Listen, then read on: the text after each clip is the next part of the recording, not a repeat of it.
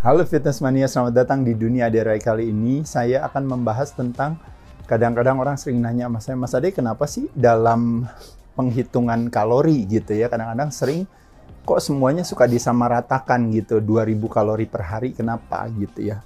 Mungkin kalau saya bisa jelaskan kepada teman-teman lebih kepada kita mau mengambil mungkin kayak kalau istilahnya kayak titik tengahnya gitu. Mungkin kan orang kan ada yang gemuk, ada yang kurus gitu, ada yang tinggi, ada yang pendek. Tapi secara umum ya kenapa disebut 2000 kalori per hari gitu kita perlu konsumsikannya. Itu kita bisa belajar untuk mencoba menginvestigasi ya kita ya. Coba kita investigasi kira-kira itu biasanya datangnya dari mana ya gitu ya. Nah nanti saya akan kasih case kepada teman-teman. Anggap aja misalnya case-nya ini yang terjadi dengan kebanyakan dari teman-teman misalnya ya. Beratnya 70 kg. Tapi kadar lemaknya di atas 30%. Nah, rata-rata ya misalnya ya, kebanyakan masyarakat di Indonesia kayak gitu ya. Mungkin tingginya paling cuma 165 gitu ya, atau 170.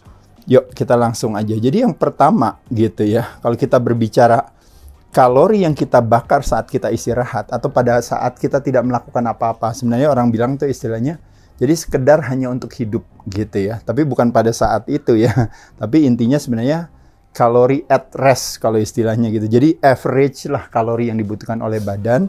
Kalau kita mau menghitung-hitung secara teoretis gitu aja ya. Jadi berat badan kita dikurangi kadar lemak kita, berat lemak. Jadi berat badan dikurangi berat lemak itu sama dengan berat murni kita. Kalau bahasa Inggrisnya jadi body weight kita dikurangi body fat kita sama dengan lean body mass kita. Nah ini rumusnya adalah dikalikan 22. Kata 22 itu sebenarnya dari kata 2,2 kali 10. 2,2 itu berasal dari 1 kg sama dengan 2,2 pound. Jadi makanya kenapa kalau di Indonesia kita kan pakainya kilogram. Kalau di Amerika mungkin orang pakainya pound. Makanya kenapa rumusnya 22 ini ya. Jadi step 1 kita coba investigasi. Oh ternyata memang setiap hari itu untuk sekedar kita hidup, bahkan kita istirahat aja nggak ngapa-ngapain, kita tetap masih butuh energi yang harus kita bakar. Nah ini yang nomor 1 teman-teman. Energi nomor 2, yang kalori yang terbakar dari kita hanya mencerna makanan atau mengolah makanan yang kita makan, terutama banyaknya datangnya dari protein ya. Nah itu yang disebut dengan namanya thermic effect of food. Nah thermic effect of food kalau teman-teman tahu itu adalah lebih kepada badan butuh tenaga buat mencerna makanan aja, badan butuh tenaga gitu. Nah makanya kenapa itu kurang lebih tenaganya kira-kira sekitar 15-20% daripada apa yang kita makan kalau teman-teman tahu ya. Nah selain itu ada juga pertimbangan kalau teman-teman olahraga, teman-teman tahu bahwa teman-teman akan membakar kalori itu 1 menit kita membakar 5-10 kalori. Jadi kalau kita olahraga average aja ya, mungkin ada orang yang high intensity interval training mungkin bisa jadi lebih dari 10 kalorinya per menit ya. Tapi secara umum average kita membakar kalori 5-10 kalori. Berarti kita membakar, kalau kita olahraga setiap hari, kita membakar antara 300-600 kalori per jamnya gitu ya kalau kita olahraga. Nah kecuali teman-teman ada yang olahraga 2 kali, 2 jam, ada yang mungkin olahraga lebih lagi silahkan. Nah tapi artinya kalau kita olahraga, akhirnya kita membakar kalori lagi di sana, ya. Dan yang terakhir, yang 4, kita mungkin nggak olahraga, tapi seolah-olah kita olahraga karena kita membakar kalori. Ini yang disebut dengan kebalikannya, yaitu adalah non-exercise activity thermogenesis. Nah, itu kalori yang terbakar untuk kegiatan yang non-olahraga itu kurang lebih sekitar 15%-annya, kalau teman-teman tahu. Nah, jadi 15% daripada kalau kita berbicara kalori yang kita konsumsikan ya. Nah jadi cara kerjanya adalah sebagai berikut untuk menjelaskan prinsip ini dengan menggunakan case teman beratnya 70 kg dengan kadar lemak 35% ya. Nah jadi yang dilakukan adalah 70 kg itu kan berat badannya dikurangi berat lemaknya. Lemaknya kan 35%. 35% kali 70 itu sama dengan 24,5 kg. Nah 24,5 kg ini dikurangi 70 dikurangi berat lemak. Sama dengan ketemu adalah berat murninya dia yaitu adalah 45,5 kg. Nah 45,5 kg dikalikan rumusnya tadi yaitu adalah 22 ya. Maka ketemu jawabannya adalah sekitar 1001 kilokalori.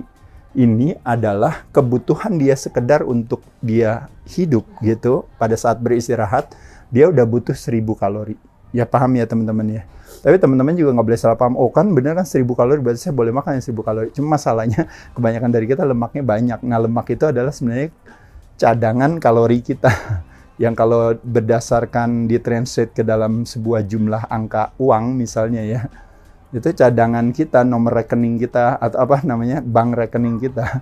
Itu ratusan ribu sampai jutaan gitu. Jadi kita butuh 1000 itu kayak ya udah ambil aja dari lemaknya gitu. Makanya kenapa puasa nggak kenapa-napa gitu. Jadi bukan berarti ini dijadikan alasan cerdas buat teman-teman bilang, tuh kan saya butuh loh 1000 sehari gitu. Makanya kenapa ketika ada orang kasih pendekatan diet yang low kalori gitu, mungkin cuma ratusan kalori, teman-teman jadi ribut, berantem gitu. Gara-gara dianggap bahwa teori ini kan bilang kita harus makan paling sedikit 2000 kalori. Nah maksudnya nggak gitu ya. Tapi kita ini dalam konteks kita belajar aja biar teman-teman tahu.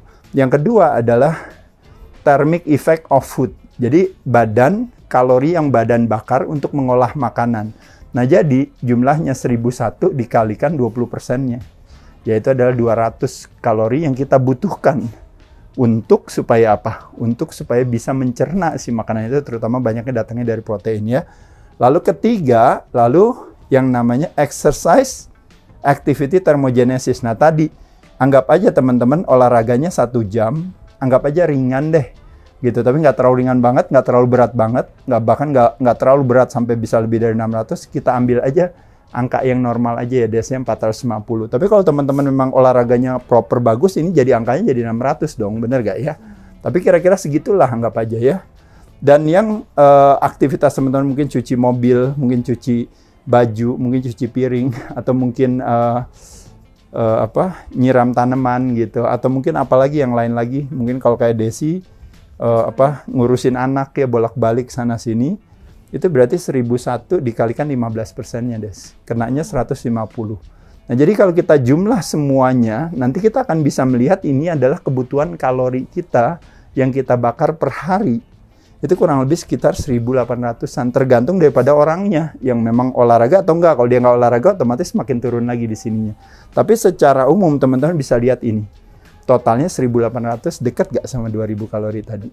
Jadi kira-kira segitu. Belum ditambah, kadang-kadang teman-teman juga melakukan defisit kalori pada saat teman-teman ngapain? Kontrol karbohidrat yang dikonsumsikan. Selain itu juga apalagi mengontrol biasanya kalau istilahnya gula-gula yang tersembunyi yang banyak datang dari makanan kemasan dan juga minuman yang berkalori, artinya minuman yang ada kandungan gulanya ya, seperti misalnya mungkin soda, mungkin lemonade, sirup, kadang-kadang mungkin banyaklah jus-jusan dan sebagainya ya.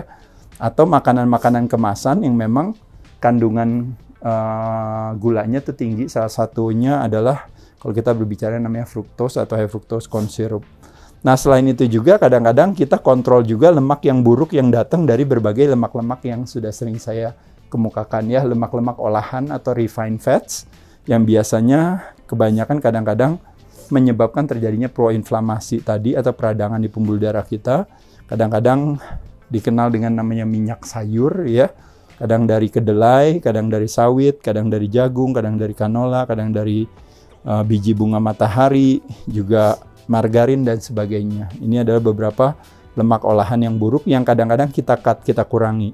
Nah, jadi dengan strategi mengurangi ini otomatis juga kalori yang masuk juga semakin lebih sedikit. Jadi sekali lagi teman-teman sekalian, ini sekedar hanya cuma pengetahuan umum aja.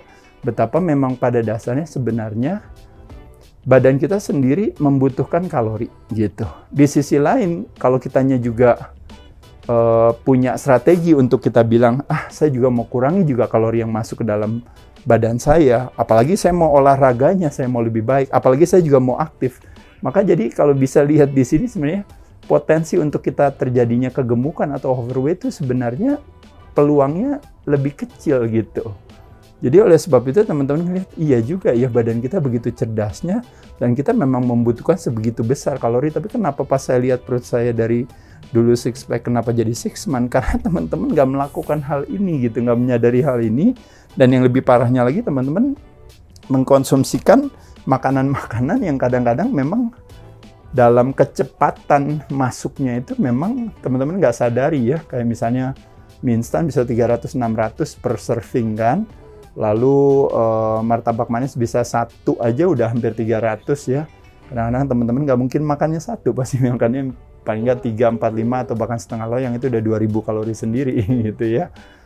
Atau mungkin dari kandungan-kandungan kalori lain yang banyak datang dari misalnya alkohol atau dari minuman ya, atau dari kondimen sekalipun juga ya, dari saus-sausan dan sebagainya.